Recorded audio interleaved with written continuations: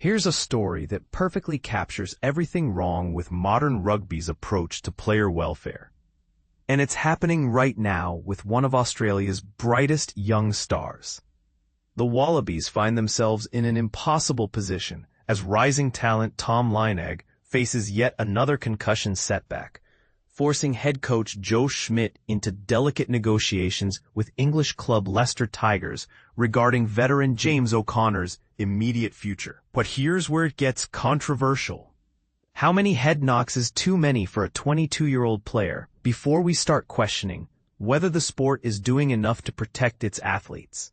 Lynagh, who many consider one of Australia's most promising fly halves, was forced out of action 5 weeks ago after receiving what officials deemed a dangerous headshot from Dan Sheehan during the British and Irish Lions series. For those new to rugby, a head injury assessment, or HIA, is the sport's concussion protocol designed to evaluate whether a player has sustained brain trauma during a match.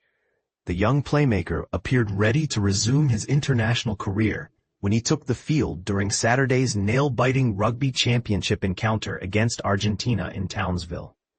The match itself was a thriller, with Australia snatching a dramatic 28-24 victory in the dying seconds, the kind of game that makes rugby fans' hearts race and showcases why the sport captivates millions worldwide. However, what happened next raises serious questions about rugby's concussion protocols. Initially substituted due to what appeared to be a hamstring injury, Lynagh was subsequently required to undergo an unexpected head injury assessment. The devastating result, he failed the test, immediately ruling him out of the following weekend's crucial rematch against the Pumas in Sydney. And this is the part most people miss. This latest setback now casts serious doubt over Lynagh's availability for the tournament's climactic matches against rugby powerhouse New Zealand, scheduled for Auckland on September 27th and Perth on October 4th. For context, these Bledisloe Cup encounters represent some of the most prestigious fixtures in international rugby, where Australia and New Zealand battle for trans-Tasman supremacy. Enter the complex world of club versus country politics.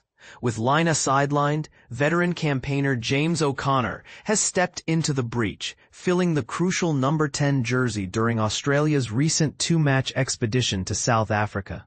The 35-year-old also provided vital experience off the bench in Townsville, helping orchestrate that memorable last-gasp triumph over Argentina.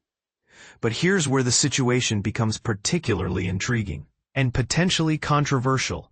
O'Connor, having recently concluded his stint with the Crusaders in New Zealand, is contractually obligated to join Leicester Tigers after next weekend's Argentina clash. The English Premiership club expects their new signing to be available for their season opener against Bristol on September 28th.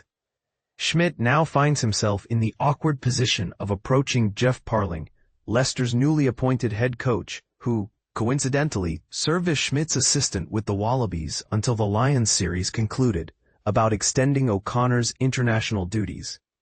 That will be, can I call it, by negotiation? Schmidt remarked with characteristic wit, following the round 3 victory that has positioned Australia second on the championship table, trailing leaders New Zealand by just 1 point. The coach elaborated on the delicate diplomatic dance required. He, O'Connor, demonstrates incredible loyalty and commitment, but he also has professional obligations to Leicester. I'm confident he's available for next week, but anything beyond that requires detailed discussions with Jeff. Regarding Lynagh's troubling injury pattern, Schmidt adopted an uncompromising stance on player welfare, but is it enough? We provided him with an extended recovery period following the third Lions test, and he reported feeling excellent both after that match and currently, the coach explained. While that's encouraging, we're certain he cannot participate next week, and it creates uncertainty around the Bledisloe fixtures. We absolutely refuse to compromise his well-being in any manner and are ensuring he receives the finest medical guidance available.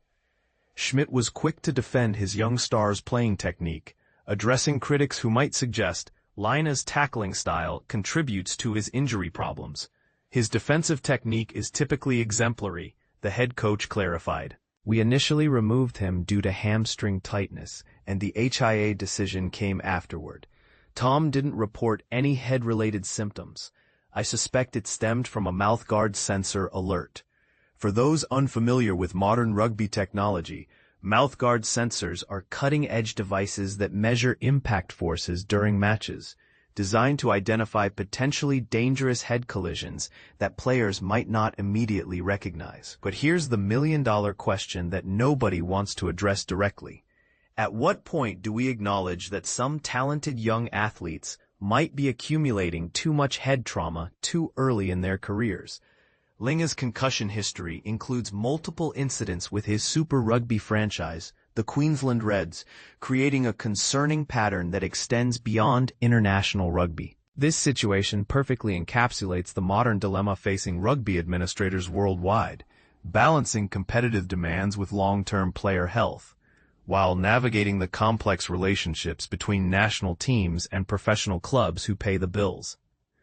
What's your take on this controversial situation? Should Schmidt prioritize keeping O'Connor for the remainder of the championship, potentially disrupting Leicester's season preparations? More importantly, are we doing enough to protect young talents like Lynagh from the long-term consequences of repeated head injuries? Or is this simply an unavoidable reality of professional contact sport? Share your thoughts. This debate goes to the heart of rugby's future.